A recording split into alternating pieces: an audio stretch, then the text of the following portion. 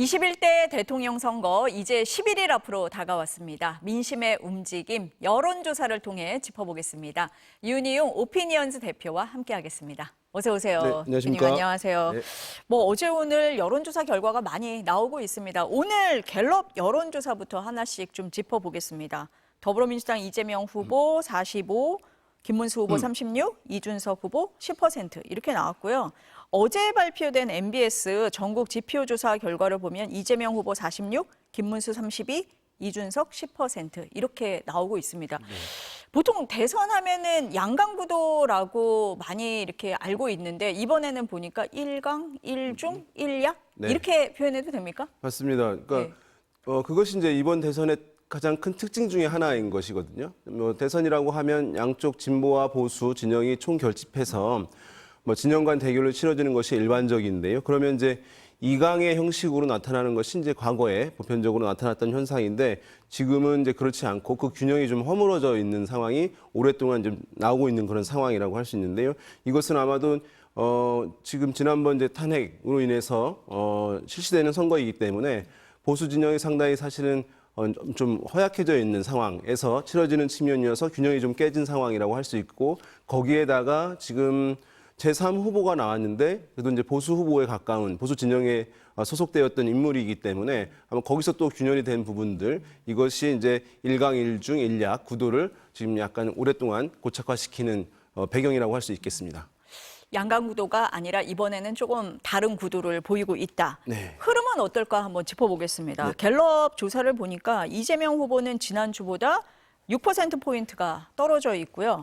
김문수 후보 7%포인트 올랐고 이준석 후보 2%포인트 올랐습니다. 어제 리얼미터 조사를 봐도 지난주에 50% 넘었던 이재명 후보가 48.1% 좀 떨어져 있고요. 네. 김문수 후보, 이준석 후보 상승한 걸 보여주고 있거든요. 이 흐름은 어떻게 보십니까? 일단은 이제 이재명 후보가 50% 내외 이제 넘나들 조사 결과들이 많이 나왔잖아요. 네. 사실 이제 대선을 앞두고 치러지는 여론조사에서 어떤 후보의 지지율이 50%를 넘는 것은 사실 이게 쉽게 발견될 수 있는 일은 아니거든요. 왜냐하면 여론조사에서는 모른 무응답 비율이 있어요.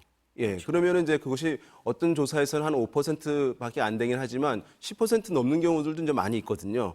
그러면 그 10%가 있으니까 한 사람이 50%를 넘는다는 건 사실 쉽지 않고 두 명의 양자 대결 조사를 한다 하더라도 50 넘는 경우는 과거에도 많지 않았습니다. 3자 구도가 치러지는 경우에서 50% 넘는 경우 더 어려운 것이거든요. 모든 후보들이 이제 분산돼서 나눠갔기 때문에 그런데 이제 높게 나왔다는 것이 이제 그만큼 어쨌든 이른바 중도 확장 전략이라든가 또는 이제 이재명 후보 보였던 캠페인들 효과를 이제 보였던 측면이라고 할 수 있을 텐데 그것이 사실은 매우 안정적인 모습은 아닌 겁니다. 왜냐하면 우리가 이제 보수 진영에 있는 보수 유권자들 같은 경우에 탄핵이 있었기 때문에 어떤 보수 후보를 지지한다는 것을 초반부터 적극적으로 드러내기는 어려운 부분이 있었던 것이거든요. 그러니까 그것이 지지 표출이 좀 제약되는 상황이었던 겁니다. 보수 성향층이라든가 국민의힘 지지층에서.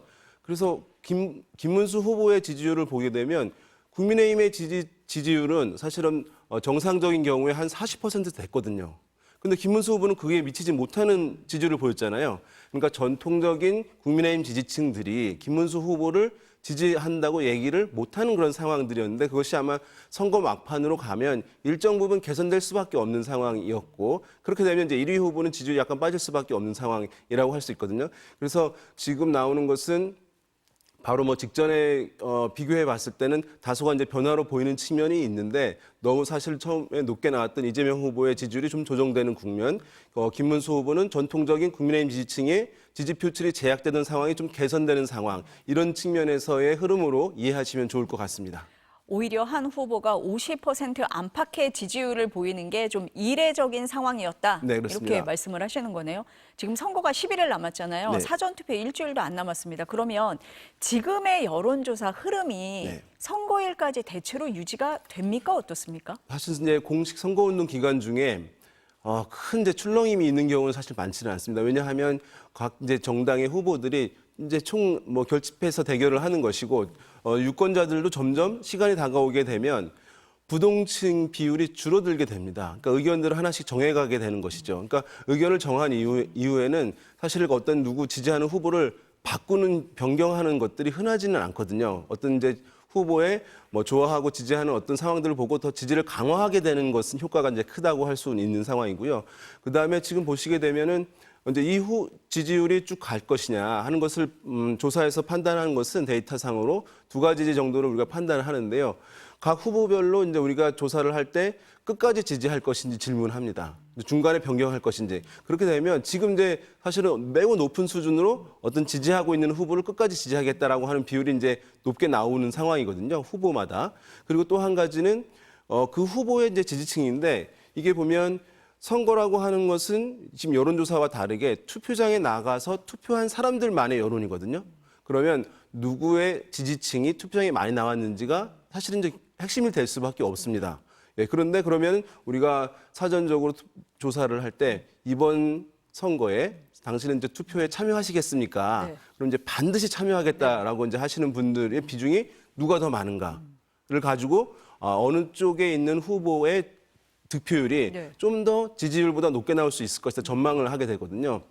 지금 상황 같은 경우에 보면은 뭐 전반적인 흐름에서는 지금 많이 이제 비슷해졌습니다. 이제 김문수 후보의 지지층들도 반드시 투표하겠다는 비율이 상당히 높아지긴 했습니다만 최근까지는 이재명 후보의 지지층들이 반드시 투표하겠다는 비율이 좀 높고 또 2위 후보, 3위 후보 이런 순서대로 나오거나 야당 지지층에서 좀 더 투표 의지가 강한 측면들을 보여주고 있었거든요. 그래서 만약에 이제 이런 흐름으로 간다고 한다면 아마 이제 야당의 후보의 득표율이 지지율보다 높아질 가능성도 있습니다만 지금 국민의힘 또는 다른 이제 후보들의 지지층들의 투표 의지도 상당히 좀 높아지고 있는 상황이기 때문에 그것은 이제 마지막까지 다음 여론의 흐름도 살펴봐야 될 것 같습니다. 대표님이 말씀하신 그 부분이요. 네. 반드시 투표하겠다. 어제 MBS 여론조사 결과에서 이 부분이 나왔더라고요. 네. 지금 보니까 반드시 투표하겠다가 87% 이렇게 나오고 있는데 네. 더불어민주당은 93%, 국민의힘은 90%. 말씀하신 대로 거의 지금 엇비슷해지고 있는 약간 상황인 이제 것 같습니다. 원래는 예. 전통적으로 이제 보수 정당의 지지층들의 투표 의지가 이제 높다고 할 수 있어요. 원래는 왜냐하면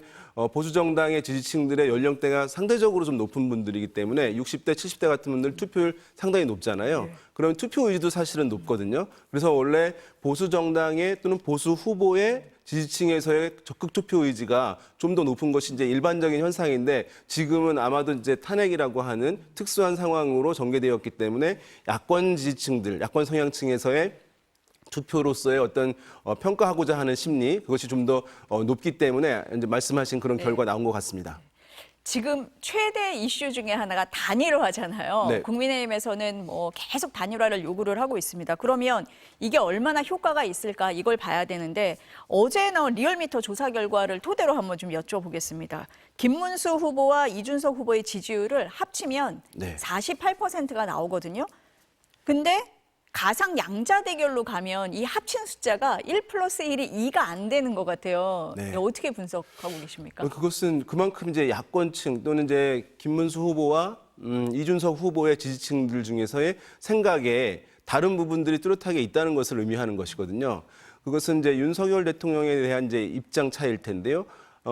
만약 김문수 후보로 단일화가 된다라고 하게 되면 뭐 탄핵에 대해서 이제 찬성을 하던 이준석 후보의 지지층들이 이제 탄핵에 대해서 반대하는 흐름들을 좀 보여왔었기 때문에 김문수 후보가 그것에 대해서 선뜻 지지를 옮겨가는 주저되는 그런 현상이 될 수 있는 것이거든요. 지금 이제 또 윤석열 전 대통령에 대한 입장에서도 이제 차이가 있는 것이고 그래서 단일화가 된다고 했을 때 일정 부분은 이탈할 수도 있다라고 하는 이제 전망들이 나오고 있습니다. 또 반대로 이제 이준석 후보로 단일 후보가 됐을 때 김문수 후보 지지층 중에서도 선뜻 지지하지 않는 그런 사람들이 있을 수 있다는 것이 지금 조사에 나오고 있는데 다만 이제 그 비중은 실제보다는 줄어들 가능성이 있습니다. 단일화가 투표장에 된다고. 가면? 단일화가 된다고 단일화가 했을 때. 된다고 하면요. 예. 예, 왜냐하면 어쨌든 최근에 이제 정치의 메커니즘이라는 것이 당장 마음에 들진 않지만 더 싫어하는 쪽, 반대쪽에 보다는 그쪽을 견제하는 것을 선택하는 경향들이 상당히 강하거든요. 그런 면에서 봤을 때는 좀 그 시너지가 이제 1 플러스 1 되는 시너지가 발휘되는 단일화가 아니라 하더라도 만약 단일화가 된다고 할 때는 지금 우려하는 것보다는 이탈률은 좀 줄어들 가능성이 있다고 보는 것이 합리적이라고 하겠습니다. 지금 나오는 이 수치보다는 더 좁혀질 수는 있다 이렇게 그렇습니다. 보시는 네. 거네요.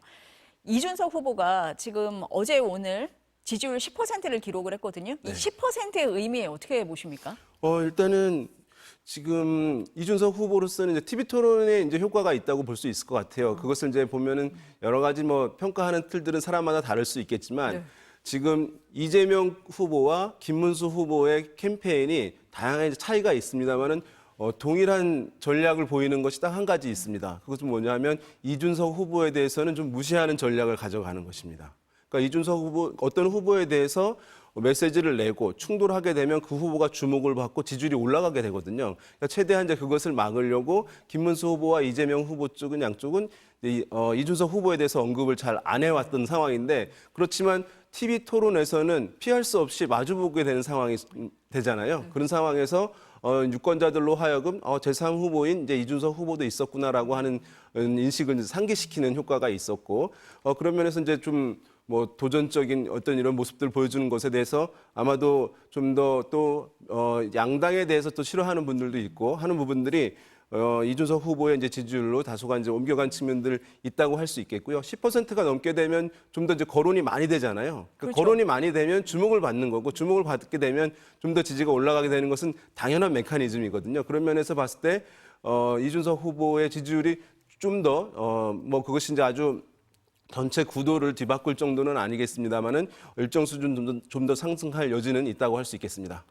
대표님 보실 때는 이준석 후보의 지지율이 조금 더 오를 수 있다. 네, 그렇습니다. 그래서 이준석 후보가 단일화 안 한다 이렇게 얘기하는 겁니까? 그러니까 단일화는 뭐 개인이 이제 판단할 문제이긴 할 텐데 두 가지 이제 해석이 있을 수 있어요. 뭐냐면 10%가 넘고 또 15% 가깝게 되면 선거 비용이 보존될 수 있으니까 완주를 하는 가능성이 높아지는 거 아니냐라고 보는 이제 시각이 하나 있겠고 또 한 면에서는 지금 이제 그거보다는 사실은 이준석 후보가 단일화라고 하는 것은 단일화가 됐을 때 두 가지 이제 핵심적 조건이 있는 것이거든요. 단일화를 해서 이재명 후보를 이길 수 있다라고 하는 판단이 들어야 되는 것이고 또 한 가지는 단일화를 했을 때 김문수 후보와 이준석 후보 했을 때 이준석 후보 입장에서는 본인이 단일 후보가 될 수도 있다는 생각이 들어야 되잖아요. 이 두 가지가 사실은 지금 다 성립되지 않는 상황이거든요. 그러면 어쨌든 본인이 지지를 끌어올리고 주목도 높여서 그래도 완주하는 것이 정치적으로 나은 선택이다라고 하는 판단했을 가능성도 있겠고 이건 또 캠페인상의 전략일 텐데 단일화한다고 하면 제3 후보는 지지율이 뚝 떨어지게 돼 있어요. 그러니까 주목도도 떨어지게 되고 왜냐하면 이제 종속 변수가 된다고 대중들 유권자들이 생각하고 추가적인 지지를 안 보내는 것이거든요. 그러니까 캠페인 전략상 사실은 제3 후보는 단일화를 할지 안 할지 여부 일단 떠나서 단일화 무조건 안 한다고 얘기하는 것이 본인의 지지층을 올리고 지키는 데 큰 보탬이 되는 것이기 때문에 뭐 정상적인 어쨌든 그런 판단에서의 전략 판단으로 지금 하고 있는 것이라고 할 수 있겠죠. 좋은 전략이다. 그것은 사실 모범 답안과 같은 거예요. 모범 답안을 그래서 하고 있는 거다. 단일화에 조금이라도 가능성을 열어놓는 순간 지지율이 허물어지기 때문에 이제 이렇게 막까지는 이렇게 이제 안 한다고 얘기하는 것 맞습니다.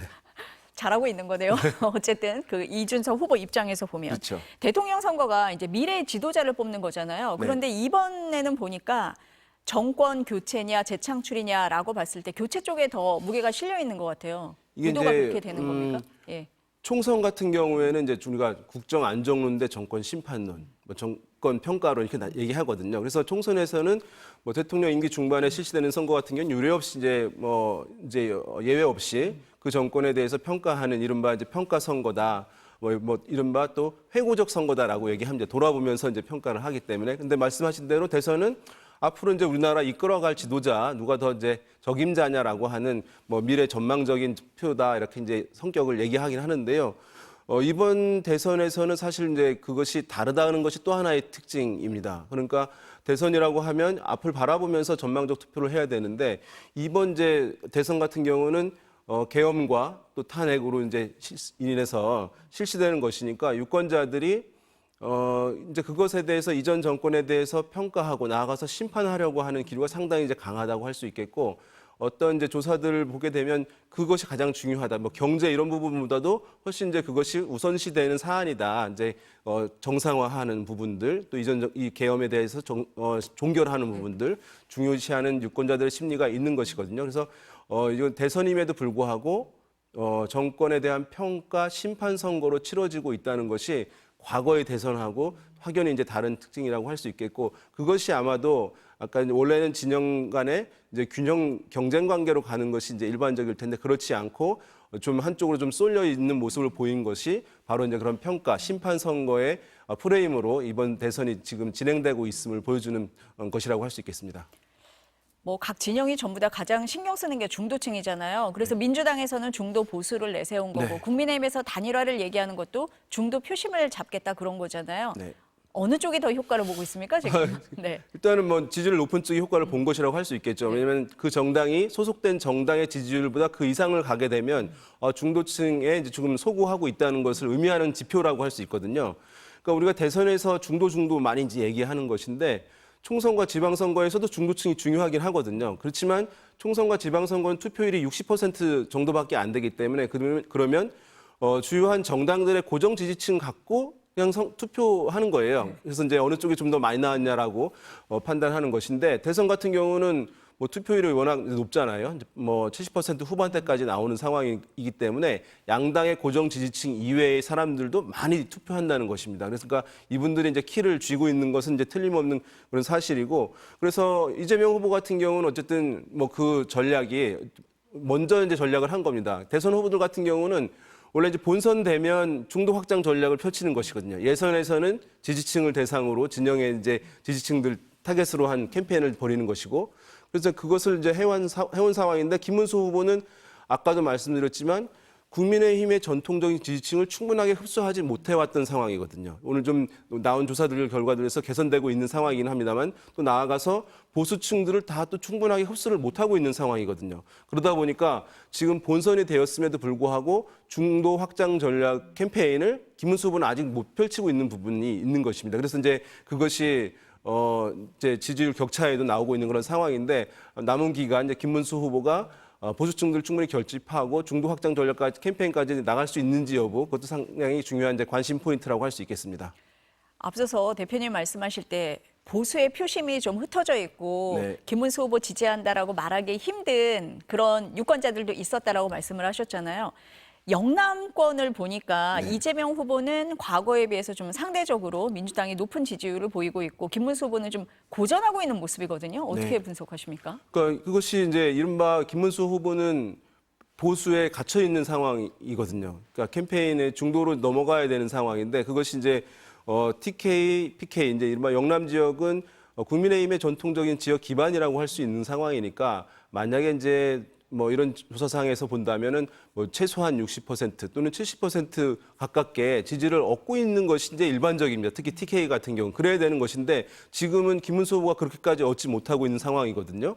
이재명 후보 상당히 또 선전하고 있는 것도 보여주고 있는 상황이니까 그러니까 계속 보수층들을 추가적으로 결집하는 캠페인에 좀 더 집중할 수밖에 없는 이제 그런 배경이 될 수밖에 없겠고 나아가서 지금 반대쪽에 보게 되면 이재명 후보는 민주당의 오랜 지역 기반이라고 할 수 있는 호남 같은 경우에 이재명 후보는 상당히 높은 지지를 얻고 있는 상황이거든요. 거의 뭐 이제 어떤 조사에 따라 다르기는 합니다만은 70% 내외 이렇게 얻고 있는 그런 상황이니까 이쪽은 지역 기반을 그렇게 포용을 하고 있는 지지를 얻고 있는 상황인데 김문수 후보는 그렇지 못하고 있는 그런 상황.